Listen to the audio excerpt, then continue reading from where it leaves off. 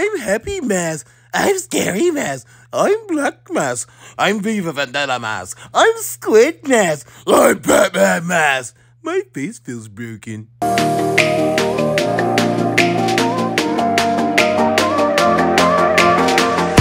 What's up, guys? Astro Stallion here, keeping it real, keeping it fresh, and keeping it relevant. We got a great movie we're going to talk about today. Now, before we get into that, I want you guys to do me a quick favor. Like and subscribe my content at the bottom. It'll only take a minute.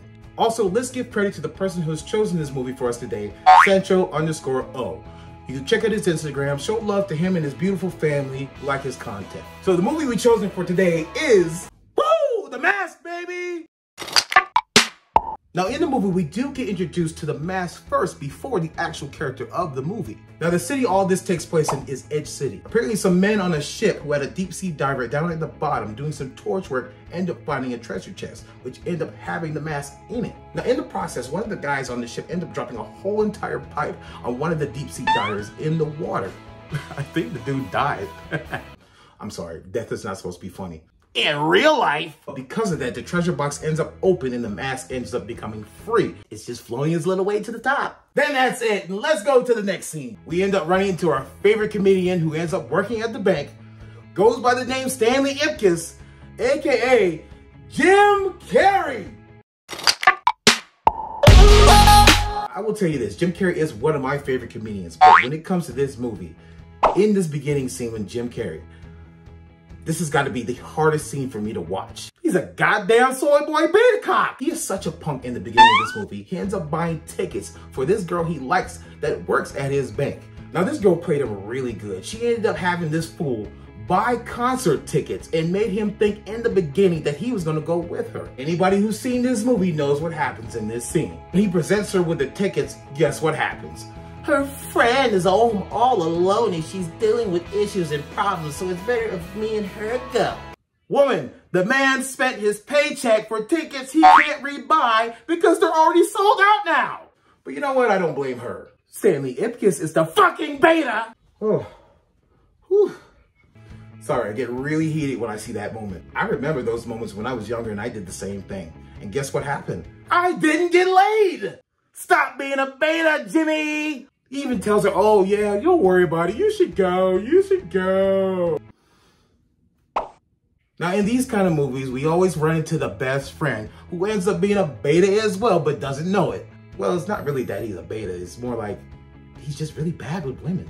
His lame ass, bad with women ass, good ass friend, Charlie, played by Richard Jennings. Now, I would go over this guy a little bit, but he's really not that important to this movie, so, you know, fuck him. We want to talk about the person who's coming into this scene next. The fine, sexy ass, beautiful, great talented actress, Cameron Diaz. Oh my God. Woo, woo. Cameron! If I remember correctly, I think that was actually her first role. Now, she enters the bank where Stanley works at to do a little business, but the business that he thinks she's bringing is not the same business. Now, she's actually casing the place for her boss / ex-boyfriend / pimp. I mean, I'm not judging you, Cameron, but you know, choices. Now, to pull this off, she had to flirt with Stanley's little beta ass, not even realizing he's being played like a motherfucker. But let's just be real, a lot of us has been there. Now, in the next scene, we do run into the bad guy, who I was talking about earlier, Cameron Diaz's little boyfriend / pimp, Dorian Terrell, played by Peter Green. I gotta tell you this guy is such an asshole that not even assholes want to be like this guy. Now, this guy is trying to take over Edge City because he's just the right-hand man to the top guy in the movie. Now, little children, let me tell you a little something. If you ever end up having a friend who's a scorpion, guess what? He's probably gonna sting you in the back. Which is what this guy's gonna do to his boss later on in the movie, but we'll go over that later. All right, so quick pause real quick, just to let you guys know real quick, I will not go over every detail in the movie. I do not have that kind of time. All right, maybe I'll go over every detail with you guys just in this video. Psych! Do you know how long it would take me to edit some shit like that? Too long! Back to Stanley Ipkiss now, and I will say this man is not only bad with women, this man is just bad in life in general. He is so unlucky, it's not even funny. The guy goes to pick up his car just so he can take it out tonight to go to the club out with his buddy, who asked him to go with him earlier in the movie. He is so unlucky that his car that he ended up taking to the mechanic shop ended up being stripped by some dudes who are some real foul, dirty ass mechanics. And the people ended up ripping up his engine instead. And what does Stanley do? Oh my God, I don't have a car to go to the club tonight. So these two twisted mechanics end up giving him a disgusting ass loner. The car was so tore up, you couldn't even call it a lemon. It was like a rotten lemon. And Stanley, just like any of us back in the day, is so desperate to go out and have a good time, he's gonna drive that piece of shit to the club. How many of you guys remember those days? Yeah, I was very embarrassed for this guy when he showed up with his car. Really took me back to when I was driving a minivan up to the club. Stupid, stupid, stupid. But hey, like Jim said, it's a classic. Stanley was so lame, he couldn't even get into the club. He actually got thrown out on his ass by 2 security guards.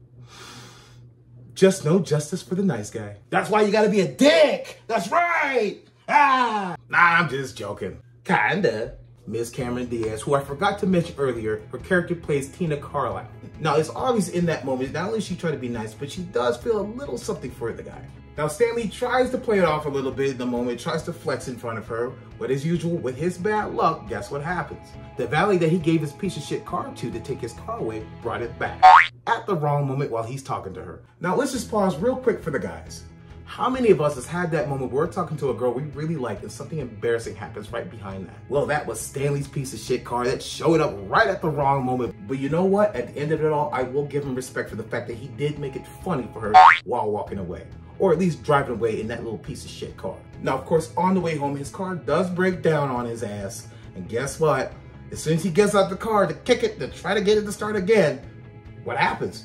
It just ends up falling apart. I'm just joking. Please don't let that happen to me, God. Please don't. Please, please. I'm sorry. I'm just joking. I was just kidding. Now, in that moment, without Stanley realizing, that was probably the luckiest moment of his life. He ended up finding the mask in the lake he ended up breaking down right in front of. Now, let's just skip a little farther down the movie. So we finally get to Stanley's apartment when we end up meeting our favorite little dog, Milo. This dog is such a fun-loving little character, I gotta tell you. And very smart. I mean, like, scary smart. We even get introduced to the landlady for like 2.3 seconds of the movie, and she was a horrible little...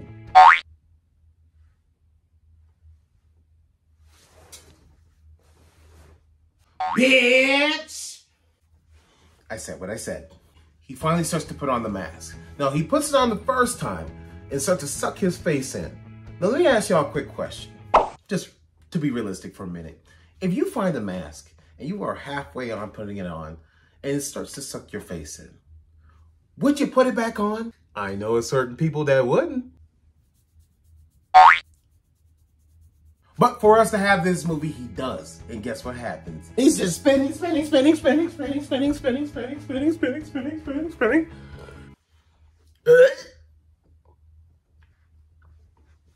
Like coming all wild out and stuff and acting crazy. He shows up in his fashion smoking. It's party time, P-A-R-T. Why? Cause I gotta! Now the reason behind the cartoonish style is because that was actually Stanley's personality. The powers of the mask is to imitate and amplify the personality of the person that's using the mask. Could you imagine in today's society if the wrong person was to put that mask on, the type of hell we would go through? I don't even want to think about it. So now that we have the mask, and now that he's out and free and taking control of Stanley, what's the first thing he's gonna do with this newfound ability and freedom? He's gonna harass the first set of people who's giving him a hard time throughout this movie. He harasses the landlady first, giving her a hard time and everything, doing the whole eyeball thing and the crazy mouth stuff. Scares her so good that she pulls out a shotgun and starts shooting at his ass while he's bouncing all over the place and jumping out windows and stuff. And she happened to be doing all of this while she was wearing a green mask. Now his second victims were a group of thugs who were trying to rob and beat the shit out of his ass. But then again, this is the mask and you're not gonna mess with him. He messes with the guys, gives them a little bit of a hard time, makes some balloon animals, and then makes a little balloon gun that turns into a Tommy gun and starts popping at their asses. Doesn't kill anybody, they run away, blah, blah, blah. The funny part was the mechanics that screwed them over early in the movie. They definitely got theirs. Hold on to your lug nuts, it's time for an overhaul. Woo! And both mechanics got a pot right up their ass. Man, it was fucked up. Now, because of these acts, he ends up being looked for by the police. Now, the police don't know it's actually him yet, but they're still trying to discover it. Now, after all that, we go back to Stanley's work back at the bank where his friend, who he's talking to, is a dumbass idiot, convinces him to go back to the club again with him tonight. All right, Stanley's gonna go with him tonight. Moving on down the scene, though, we come back to Stanley going to wear the mask again. And this time, he's gonna be ready. Puts on the mask, and he does his little spinny thing again that I'm not gonna imitate this time again. Hold on, sugar. Daddy's got a sweet tooth tonight. You know, because Cameron Diaz, you know, Tina was on the picture. That's why he said that. Now, this time when the mask being free, he goes out to rob a bank to make sure to have money so he can go out to the club and do his little wily thing. Question. If I, May Bean, who is wearing a mask that gives me the powers of a god, I can't die, and I can create matter with just thought, wouldn't I create money instead of robbing the bank? Nah, it's a fucking movie. I ain't gonna think that hard about it. So he shows up to the club with all his moolah. He sees his girl Tina, and he's sitting there doing his little cartoonish thing as usual, going all crazy over her because she's singing and looking good as usual. And we all probably would have been doing that if we could have had the ability to do that. Now, in the process of this whole performance, the mask is actually in trouble because he ends up robbing the bank, the same bank that Tina actually was setting up. Her ex/pimp, Dorian, ends up getting pissed off about this because the heist that they were trying to pull off ends up getting screwed up because of the mask. One of Dorian's thugs even got killed in the process because of this. Oh, so you know that set him off. And then come to find out, the same guy who caused that same problem is in the same club dancing with Tina? He's like, oh, he's dog meat. He's dog meat. Him and his thugs calm down. They start going at him. Oh my God, they start shooting at his ass. They even almost shot Tina in the process. And if any of you go back to watch this movie, watch when he's holding her up in that scene when they were dancing, and watch when the first guy takes a shot. He nearly shot Tina in the face. Tina, they don't care about you, girl. They don't care about you. Get out of there. Get out of there. But I gotta tell you, this scene was funny as hell. These guys are literally, honestly, just trying to kill this guy, and he's just having fun with them because he's a god. Little known fact for those who do not know, the powers of the mask come from Loki, who created the mask. Anyway, the cops show up and the mask escapes, while Dorian and his thugs get harassed and get blamed for a second for the crimes that went down that day. This Tina. She goes back to Stanley's bank to see if she could find out anything for Dorian, to see who's the mask and who the guy could possibly be. Jim Carrey's dumbass character Stanley ends up giving away information that helps them to find the mask later on in the movie. Now, she ends up sending an arrangement to meet this guy in the park in the middle of the night. Consequences! Now, he shows up and does his little French thing this time. And oh, shoot the door, shoot the window, I don't care. Watching that scene now, he's a total creep in that entire scene, man. Really, he's a real pervert. But it was the 90s, baby, and that was the thing to do. Not anymore. That's how you end up in jail. But he ends up creeping her out and she runs off, and then the police end up finding him, harassing him for a second, but really he's harassing them because he wears the mask and he can do that, and who wears the mask can harass. You like that? I just made that up, like just now. But the mask starts to run, and guess what? He just runs into a whole bunch of more police. So this escapist guy is creative. So guess what we're gonna do now? We're gonna bust into song and dance. Cuban Pete, I make you a beat. I don't know the words. He escapes this time due to the help of a woman that he had met earlier in the movie. She plays his ass too. Now she ends up turning him over to the bad guys just for some money so she could pay for a condo and other stuff. I get it. You gotta profit, you gotta pay your bills. You don't know the guy, screw him. But still, I mean, damn girl. Alright, but anyway, but instead of killing Stanley, they ended up turning him into the police for being the mask because he really was actually the mask. Even though Dorian now became the mask because he took the mask from him. And I gotta say, when Dorian put that mask on, watching that as a kid, it probably had to be one of the dopest things I've ever seen. It was actually pretty cool. Even a bit terrifying as well. Because he had the big glowing red eyes, the fucked up teeth, and the big fucking scary face and all that. And he's like, I feel better than ever, you idiot. The police want the mask. Welcome for the mask. On to the next scene, Stanley gets locked up and thrown in jail. Now, Tina does come to visit him because she does feel bad about it. She lets him know, hey, sorry, no hard feelings. I really do care about you, though, even though you're locked up. I love you. I love you. Stanley's like, I knew it. I knew you loved me. Of course you loved me. Ha ha ha ha. Do you know you should have told her to kick rocks, you stupid ass? She set you up, fool. Anyway, Dorian, ex/pimp, comes, shows up, kidnaps Tina right in front of Stanley. And Stanley's standing there watching it, saying, hey, hey, hey! Somebody up, that white woman! Okay, so he didn't say that, but it would have been funnier that way. Anyway, Milo shows up to save the day to help to break out Stanley. Now, Milo ends up helping Stanley by jumping into the jail with him, stealing the keys from the police officer who happens to be asleep, and he snuck and did it too. See, I told you that damn dog was too smart. Anyway, Stanley busts out, makes it to the club where Tina's at because he knew she would be there with Dorian. Dorian shows up to the club just to kill his old former boss because now he had the power to take over. His boss looking at him like, bro, what? Pop, pop, pop, pop, pop, pop, pop, pop. And Dorian wearing the mask is taking all those words going, yeah, come on.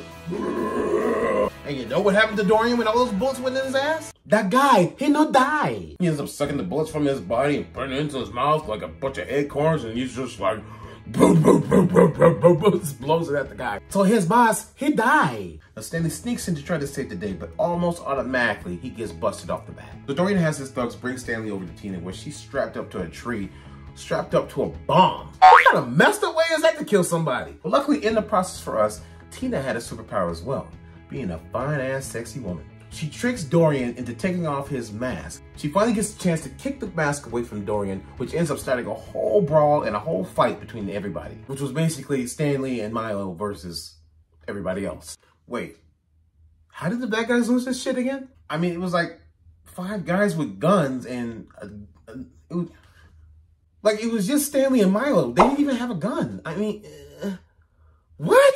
I just blew my own fucking mind. So anyway, before Stanley could get the mask back, guess who gets it first? Milo! Now I will tell you, when Milo put on the mask, the scene didn't last very long. He really didn't even do much, but it was fun to see what a dog would look like with the mask on. I will tell you that. Now Stanley finally gets the mask, but I will say as well that this scene didn't last as long either, but he did get to have a little fun, jumps over a table, pulls out like 100 guns and messes with these guys, just chasing off the thugs and all that kind of stuff. Now Stanley ends up saving Tina and beating the bad guy by flushing him down with a painted on toilet handle down some water that she was actually standing over when she was tied to the tree, basically.